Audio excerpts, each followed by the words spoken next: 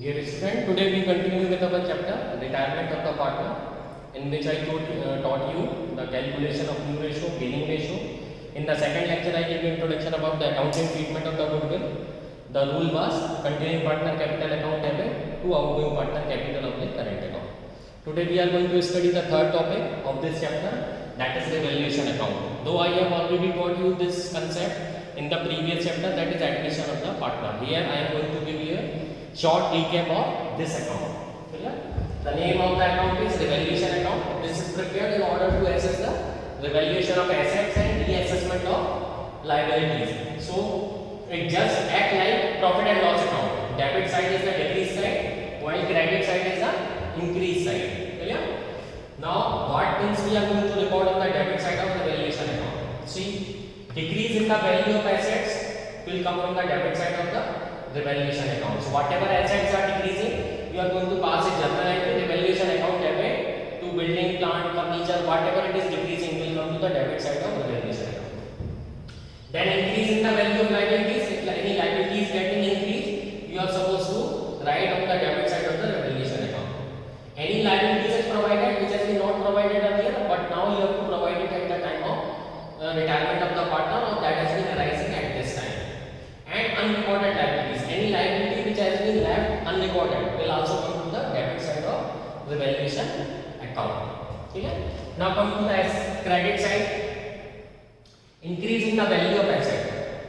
Okay? If any asset is going to be increased, okay? Some asset will show the appreciation, while some will show the depreciation. For example, land and building. So land always appreciate and building will always depreciate. There is an inverse relationship between these two assets. If you remember in the last case when I told you this revaluation account, I gave you three examples.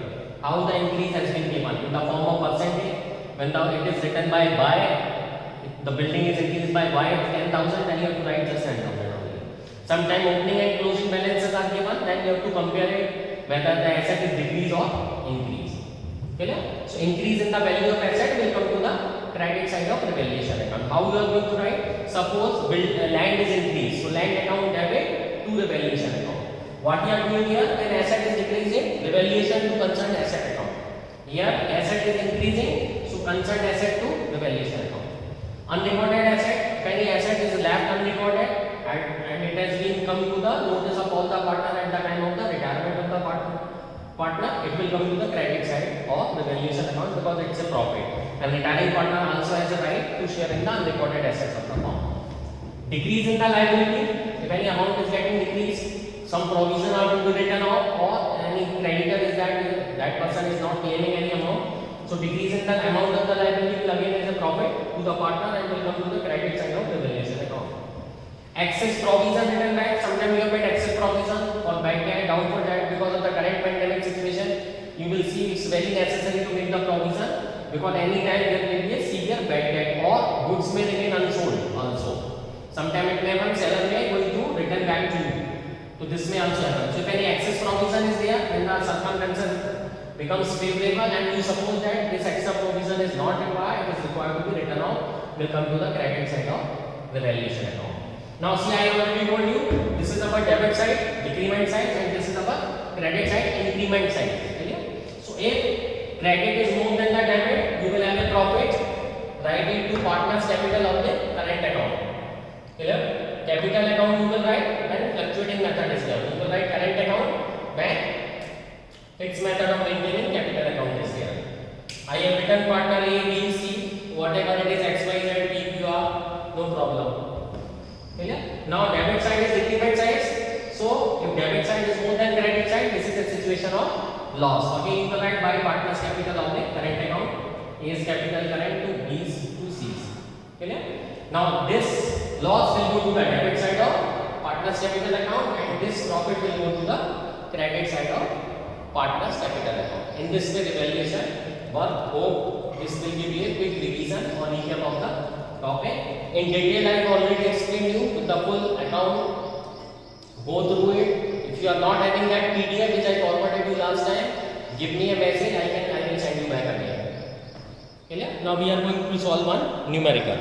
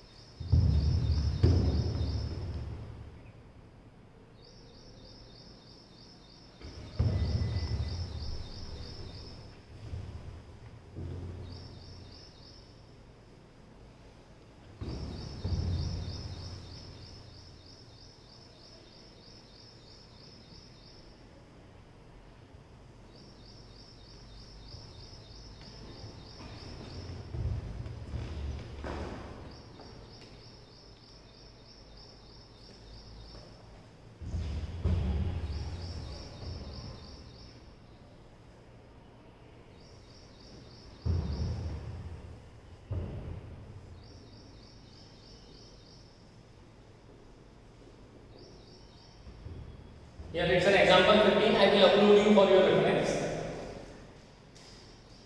Here it is written that an amount of 1100 included in debtors to be written off as it is no longer receivable. So here it's a liability. Debtors are there and provision is also there. First we are going to write down the bad debt account. So your first entry will be bad debts account debit to debtor account, that is 1100. Here you will write the narration being the bad debt written off. Then 8 debtors is of 1100 and provision is given for 800. Clear? So first of all you will bring out the provision and 300 will be taken from the revaluation account.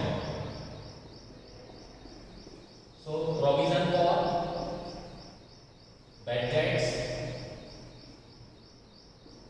account debit 800. For 300 you will bring revaluation account. Revaluation account debit 300 to bad debts.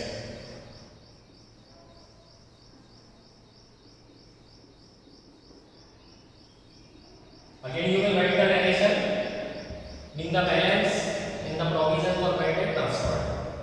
Now that the provision for doubtful debt to be maintained at existing rate. So existing rate here debtors is of 16,000 and provision is of 800. This means 5% of the provision is maintained. Clear? Now after writing out the bad debt, how much amount is left with you? That is 16,000 minus 1100. Clear? See here. Revaluation account debit to provision for GD. Clear? So your debtor is of 16,000 minus 1100. It comes to 14,900 into 5%. So that comes to near about 745. Being the new provision created. Stock is down by 1055. Again, revaluation account debit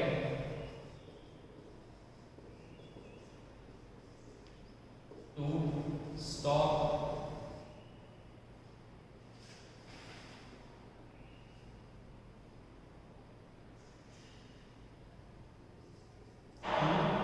stock account. That is 10.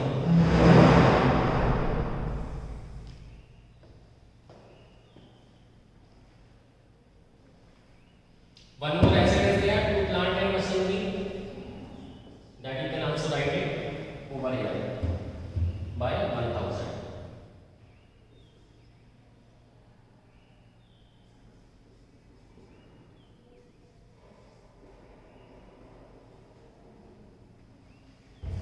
Now one asset has not increased, that is land and building.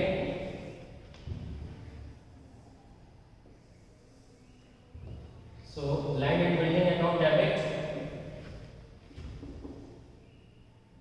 to revaluation.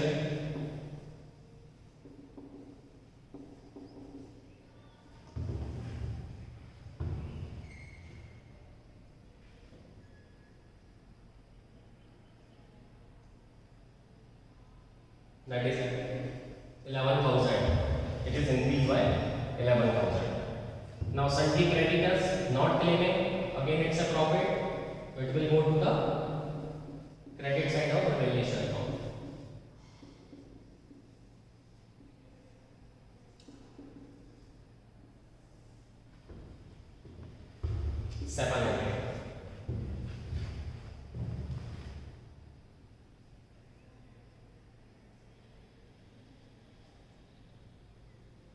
There is one more outstanding repairs.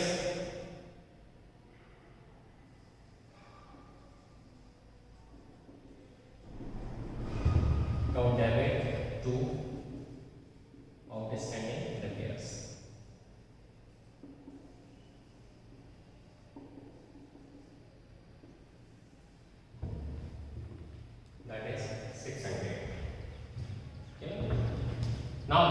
old computer has been sold off, so it will again it's a profit that will also come to the revaluation account. So bank sold in cash, so bank account debit to revaluation account.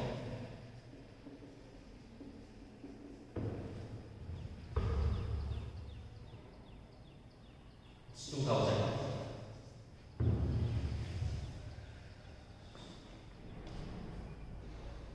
Now one compensation has been paid to the employee, this is an increase in the liability. So the valuation account debit to bank account. Okay, 5,000 has been paid. Now how to find out the profit arising from the journal entry? So for that purpose you are supposed to prepare one revaluation account. Prepare it on the rough page, or you can show that in working notes also. It's very easy to calculate the net profit or loss arising on the revaluation of asset and reassessment of liabilities if you make revaluation account. Compare the credit side with the debit side. As I told you, credit side is income or increment side. If credit is more than debit, there is a revaluation profit, and if debit is more than, it's a case of revaluation loss. So here we are having revaluation profit of 5,000. Distribute amongst the partner in the ratio of 5:3:2. So in this way journal entries are clear. You can prepare the revaluation account, also in order to understand and properly solve 2 or 3 numerical questions which I will provide you. Or if you are having any doubt, you can let me know. You can message me. Thank you. Happy learning.